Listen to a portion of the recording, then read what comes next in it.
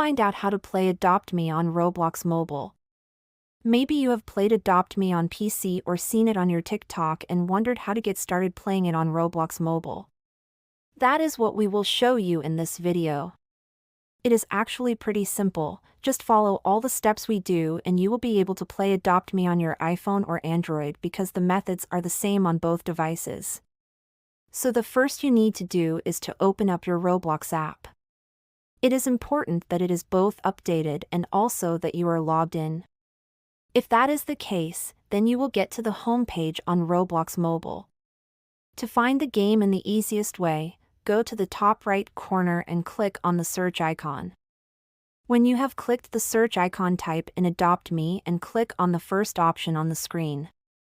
Make sure you have written it correctly, as it will then appear as the first option. So click on it and then on the green play tap in the bottom.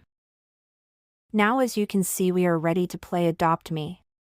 If this video helped you with your problem, be sure to leave a comment below and also be sure to check out our other relevant videos on the screen as well. Thanks for watching.